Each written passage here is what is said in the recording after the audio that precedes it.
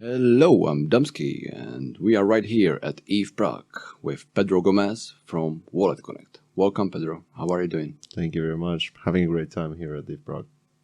So, for starters, can you tell us a bit about yourself and your position in Walletconnect? Yeah, so I started working on Walletconnect in 2018 as an open source project, basically just maintaining a repo on GitHub and creating a community around it. Eventually in 2021, it started becoming a really serious project and we were able to raise money, and now we have a real company with a huge team around it. Oh, wow. What made you tackle this subject in the beginning?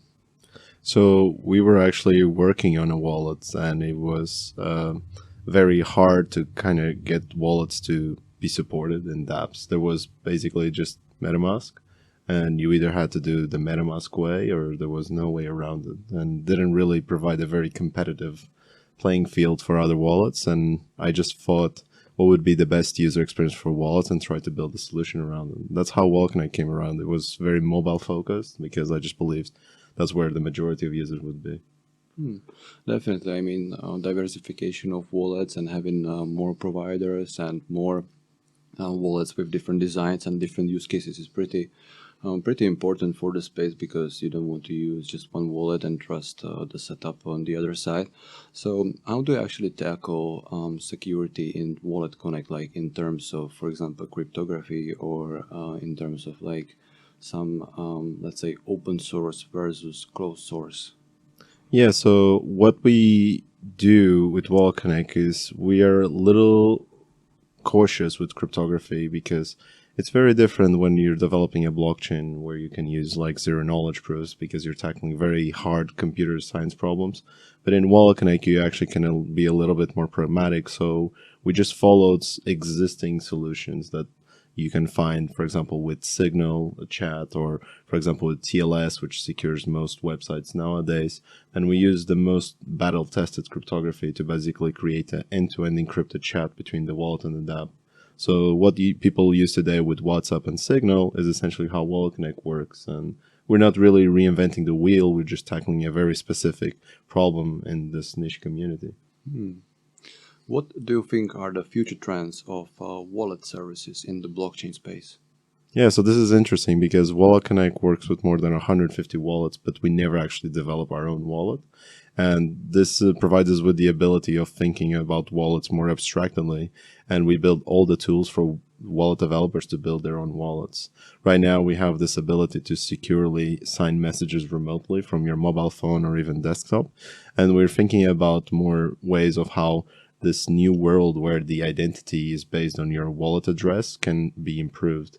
So we are now working on a prototype for a chat protocol that would allow wallet users to chat with each other.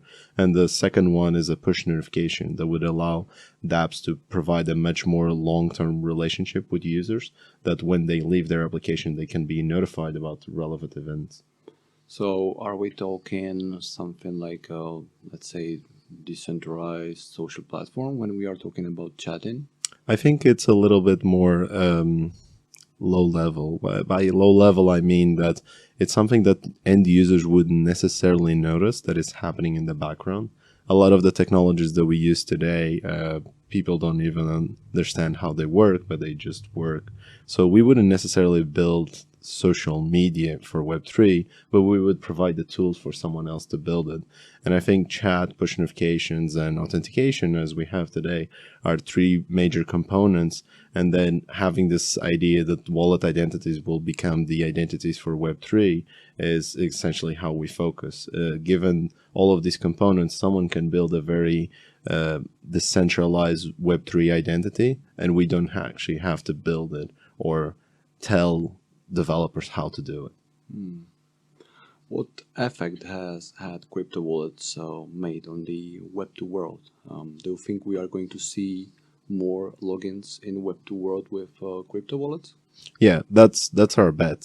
So we already had conversations with Twitter, Discord, Instagram, and Snapchat, and even other projects more focused on payments like Shopify and Stripe. And all of these are looking at the wallet users as the next wave in internet users, where we've had the explosion of email and phone numbers as a way of logging in, but now wallets provide such a seamless interaction where you can just sign a message and not even have to worry about passwords. It's almost like magic, and at the same time creates this aggregation of identity, which has never been done before with email. Definitely, like logging in with your wallet is just like so nice touch with the, let's say, protocol, because you don't have to do much. Your wallet is basically unlocked if you wish it to be unlocked, and then you can choose what information you have in the wallet and what information you're actually providing to the web service. What is the biggest challenge in the wallet and security world right now at this particular moment? So one of the things that you might notice if you follow Walletconnect is that we have a strong presence in a lot of the standardization that happens in different ecosystems.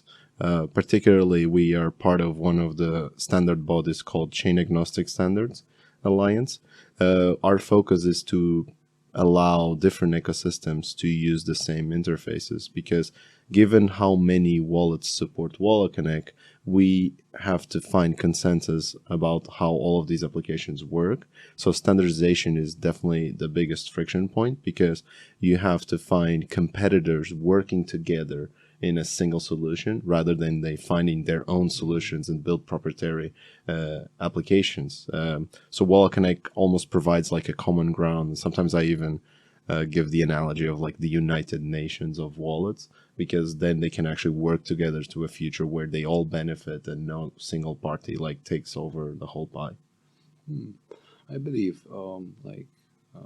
Web3 world has to be interconnected, and this subject is like very important. That, for example, your goal is to let's say, combine and mix all the chains and all the protocols together under basically one hood.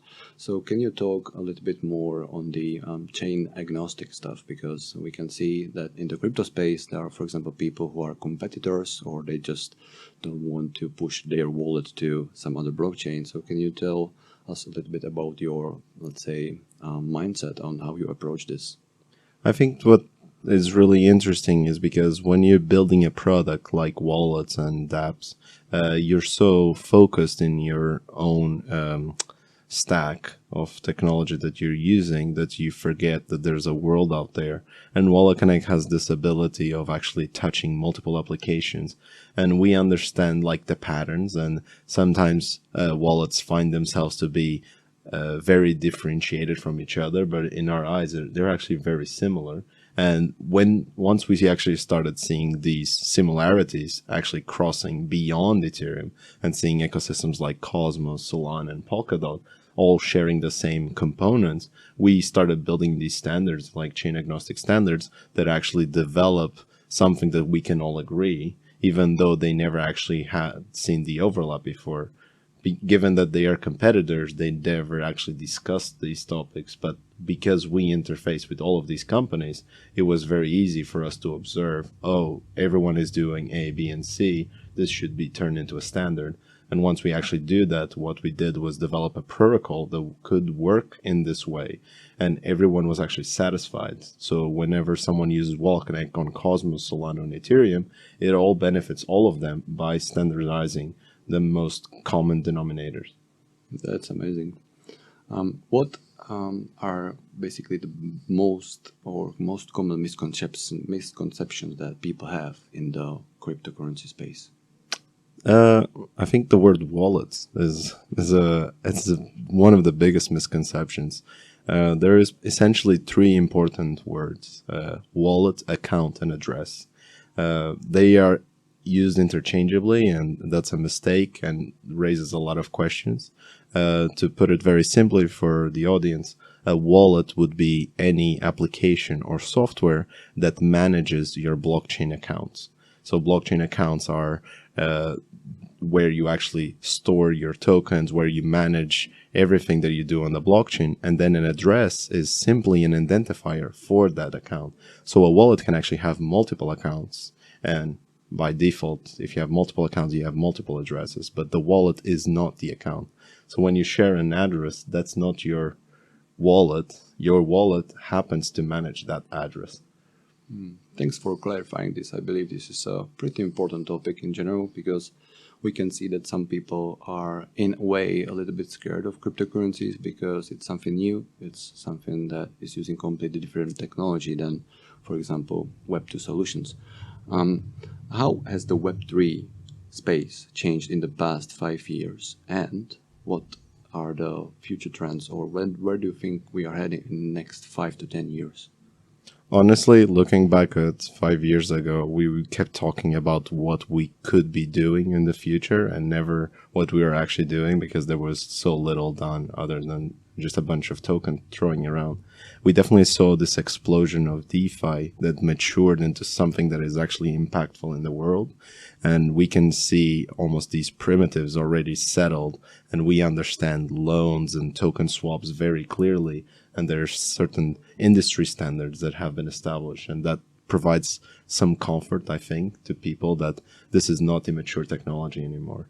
However, NFTs are quite new in the space. They still have a lot of improvements to be done, particularly in terms of securing the assets, because when you have an NFT, you usually have some image or sound or any asset that is backed. There's still some improvements to be done there, but I think the most interesting ones is the social components, where DAOs and social media will kind of interlace, and we will see these coordination of communities in social media actually having financial coordination together with the content they create. Well, what we are seeing now in the Web3 space or in the crypto space is basically an emergence of, let's say, a social platform, a platform being built on blockchain. Do you think we are going to see this in a couple decades, or maybe sooner? Yeah, I think that sometimes we confuse the word of metaverse with VR glasses and going into like this fully virtual world, but something that looks like a social media Web3 will be the true metaverse, where we will merge the idea of finance and social coordination into one, basically its own new class. Like internet has disrupted the information technology, and then it came with blockchain with the financial technology, but we haven't seen the this actual conversion of like how society has actually applied into it. And I think that that's what the real metaverse is going to be, where it impacts social coordination, and the tokenization is almost in the background happening. Wrapping up with a last question here for you. Do you have a specific book, magazine, podcast, or tool or technique that you could recommend to people who want to continue their learning in Web3? Well, that's interesting. I think that Web3 is a very diverse space, and it would be very hard for me to actually recommend a single content. Well, for new users, I think that you should, first of all, get into the weeds of wallet management, because wallet will be the backbone of everything. Perhaps My Crypto was the most user-friendly resource for people to learn good practices. And despite My Crypto not being the most popular wallet, they provided perhaps the best content in terms of private key management and secure key management that I think most wallets have failed to do so. And they are definitely the go-to place to teach someone how to manage their wallet. Yeah, we can definitely see every day people losing their keys or failing to actually write down the mnemonic seed phrase correctly. So definitely having let's say a nice security model and having like knowing how to store your keys is pretty important. So I would like to thank you for joining this interview, and we will see you in the next one. Thanks for having me. Thank you. Bye bye. Bye.